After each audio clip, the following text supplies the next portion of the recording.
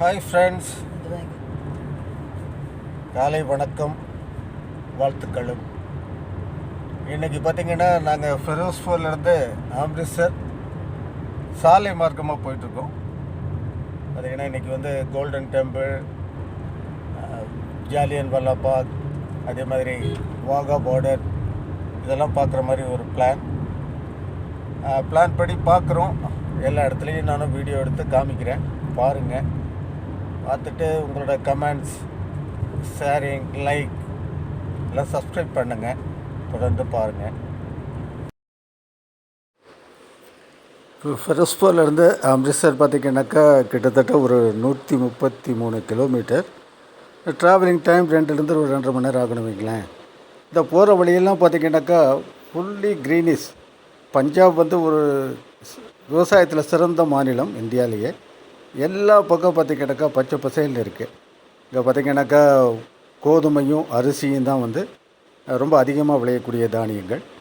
அதுக்கப்புறம் பார்த்திங்கனாக்கா பருத்தி, அதேமாதிரி கரும்பு, அதுமாதிரி தீவனங்கள் இதெல்லாமே ஜாஸ்தியாக விளையுது. ஸோ விவசாயங்கிறது மிக பிரதானமான முக்கியமான தொழில் பஞ்சாபில்.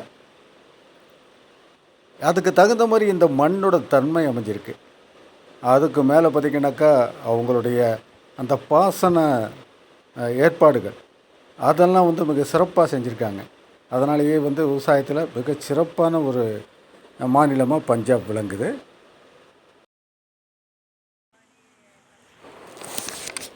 இப்போ நம்ம பார்க்குறது வந்து சட்லஜ் ரிவர். இந்த பிரேக்ஃபாஸ்ட்டுக்காக இங்கே நாங்கள் வண்டியை நிறுத்தினோம். இந்த சட்லஜ் ரிவருக்கு முன்னாடி கட்டப்பட்டிருக்கிற பேரேஜ் இது. இந்த இடத்துக்கு பேர் பார்த்திங்கன்னா ஹரிக்கே.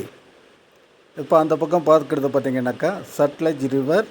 அது கூட பார்த்திங்கனாக்கா பியாஸ் ரிவர், ஹிமாலயாவில் உற்பத்தியாகி வரக்கூடிய ஒரு பெரிய நதி.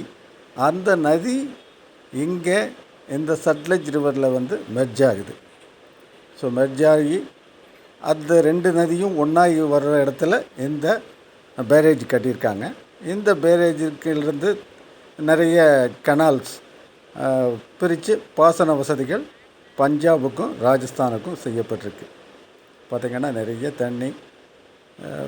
பஞ்சாபுடைய விவசாயத்தில் மிக சிறந்து விளங்குறதுக்கு இந்த சட்லஜ் ரிவரும் ஒரு காரணம்.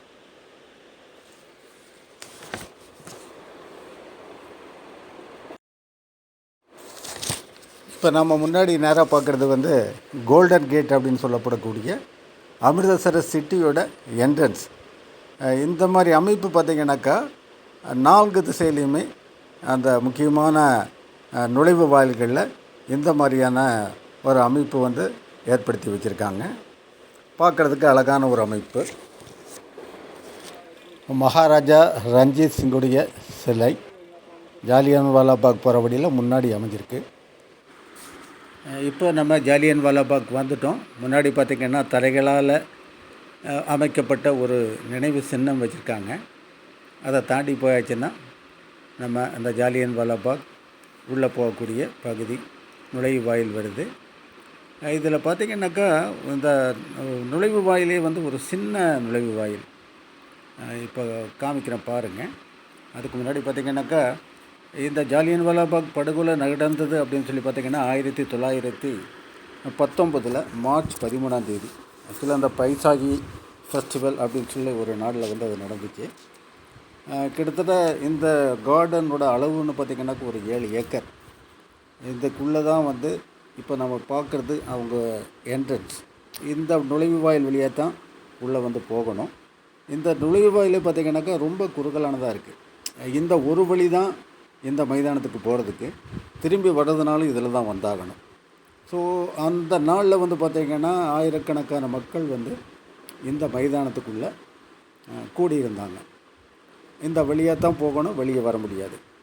அப்போது வந்து இந்த ஜென்ரல் டயர் தன்னுடைய ட்ரூப்ஸோடு வந்து இங்கே உள்ளே வர்றாப்பில் உள்ளே வந்து எந்த ஒரு முன்னறிவிப்பும் இல்லாமல் ஒரு அன்ஆர்ம்டு சிவிலியன்ஸ், எந்த ஒரு ஆயுதங்களும் இல்லாமல் அமைதியான முறையில் ரவுலட் சட்டத்தை எதிர்த்து ஒரு ஆர்ப்பாட்டம் செஞ்சுட்டு இருந்த மக்களை கண்மூடித்தனமாக சுட்டு கொண்டாங்க.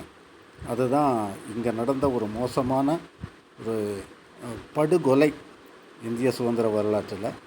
இதுதான் அந்த கிரவுண்ட் பாருங்கள். இந்த படுகொலை செய்யப்பட்ட மக்களின் நினைவாக அமைக்கப்பட்ட நினைவு சின்னம் இது. இதுதான் பார்த்திங்கன்னா கிரவுண்ட் பச்சை பசேல்னு இப்போ பராமரிச்சிட்ருக்காங்க. இங்கே தான் ஆயிரக்கணக்கான மக்கள் கூடியிருந்தாங்க. அந்த நிகழ்வு நடந்த இடமும் இது தான்.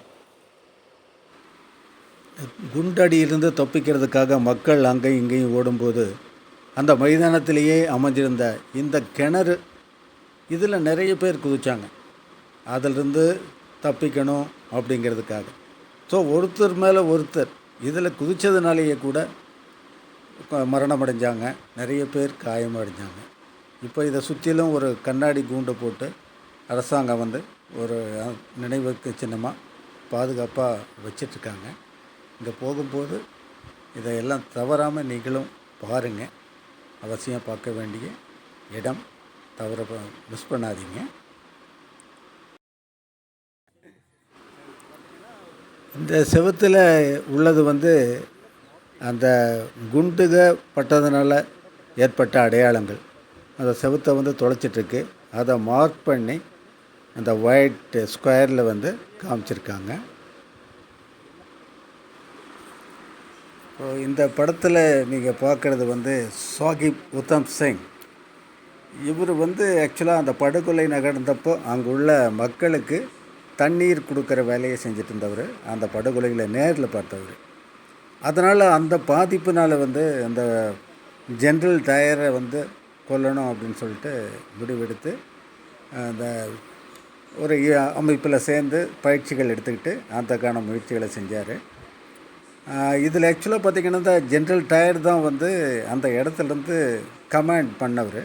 ஆனால் அப்போது லெஃப்டினன்ட் கவர்னர் இருந்தவர் பேர் மைக்கேல் டயர். நம்ம உத்தம் சிங் முயற்சி பண்ணும்போது ஒரு ஜென்ரல் டயர் தான் கொல்லணும்னு முயற்சி பண்ணார்.